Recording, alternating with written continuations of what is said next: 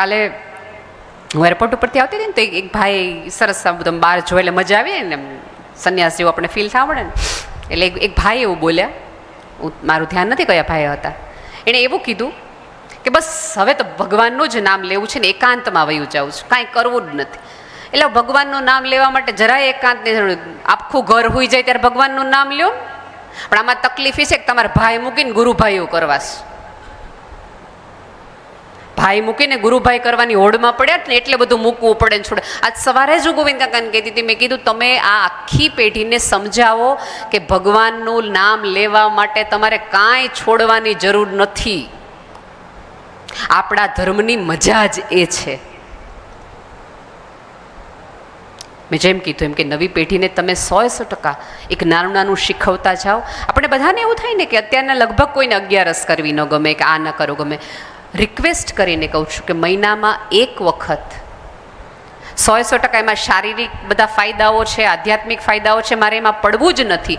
પણ નાનપણથી તમારા સંતાનને એટલા માટે ઉપવાસ કરાવડાવો કારણ કે તમારા સંતાનોને મન ઉપર કાબુ રાખતા આવડે.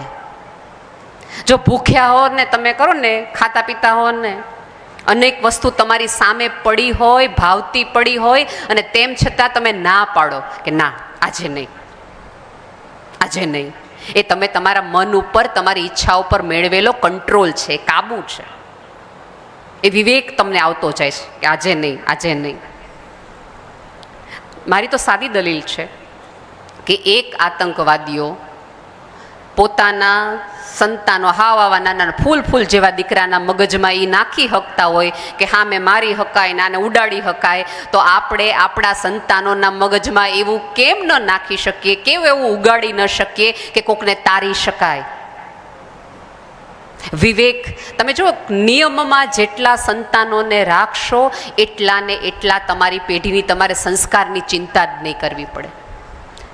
આજે માત્ર મહિનામાં એક દિવસ આ નથી ખાવાનું, આ નથી કરવાનું, એવા થોડા નિયમની ને ટેવ પડી તો આવતા દિવસોમાં વિશ્વના કોઈ પણ ખૂણે હશે તો એને અમુક વિવેક પોતાની જાત ઉપર આવી ગયો હશે, પોતાના મન ઉપર એટલો કંટ્રોલ આવી ગયો હશે, પોતાની ઈચ્છાઓ ઉપર એટલો કંટ્રોલ આવી ગયો હશે કે આ મારે કરાય અને અમારે ન કરાય, અમારે ત્યાં જવાય અને અહીંયા ન જવાય, આ ખવાય ને આ ન ખવાય.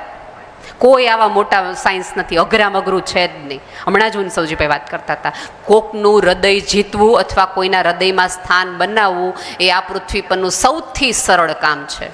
પણ સરળ હોય ને એટલે આપણે ન કરવું હોય, અઘરું આપણે બધું કરી લેવું હોય. થોડાક સરળ બનો. મેં કીધું એમ કે આ તમને પડેલી કરચલી અથવા તમે ભોગવેલી તકલીફો ઈશ્વરે ક્યાંક તમને આત્મવિશ્વાસની દ્રષ્ટિએ કરોડરજ્જુ ઊભા કરવા માટેનો એક પ્રયાસ હતો. પથારીમાંથી રોજ તમે ઊભા થઈ શકો છો, તમારા હાથ પગ સાબુત છે, તમે સાંભળી શકો છો, જોઈ શકો છો, એનાથી મોટી આ પૃથ્વી ઉપરની એક પણ ઈશ્વરની કરુણા નથી. એને રોજે રોજ ઉપરવાળાએ જે આપ્યું છે, જે સ્થિતિમાં આપ્યું છે એટલો આભાર માનો અને તમારા હોવાના હિસાબે તમારા આજુબાજુના 4-5 વ્યક્તિઓના જીવનમાં થોડો ફરક પડે એવું ને એટલું તો જીવી જ જાઓ, જેથી કરીને ઉપરવાળાને બનાવ્યા હોય એને અફસોસ ન થાય, સારું થયું આ માણસને બનાવ્યા. નહીં તો એને અમુક માણસો માટે તો અફસોસ થતો જ હશે ને કે આને મેં હું કામ રાખ્યા હશે, આટલાને લઈ લીધા.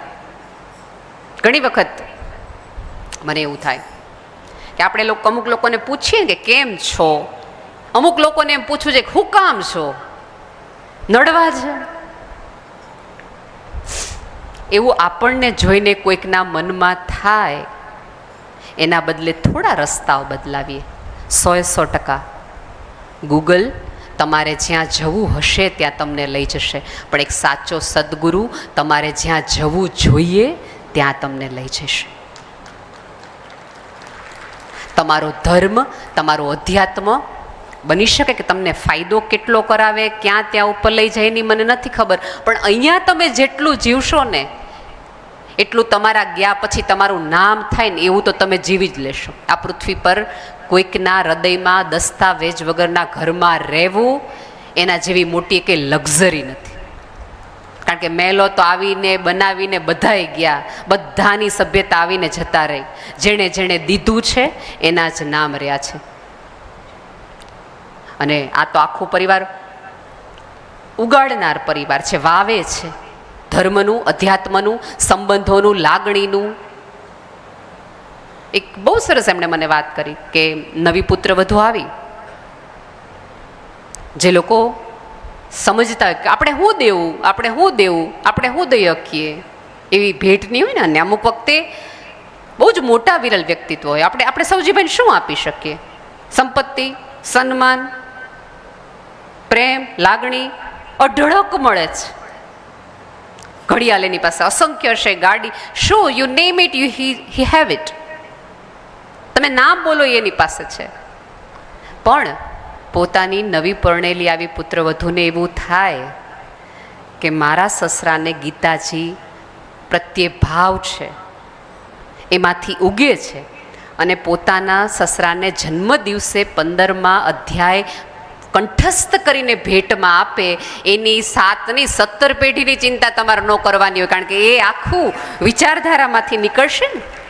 તમારી દીકરીઓને, તમારા સંતાનોને થોડુંક ભેટ આપવી હોય તો આવી પણ આપી શકાય, એ તરફે લઈ જાય. વસ્તુઓથી આપશો તો વસ્તુ તૂટી જશે, પણ વિચારની ભેટ આવી હશે તે પોતે તો તરશે, બીજા અનેક લોકોને તારશે. કેમ આપણે પલોઠી વાળીને બેસી જઈએ છીએ સૌજીભાઈ પાસે, ગોવિંદભાઈ પાસે, કાંઈક કયો.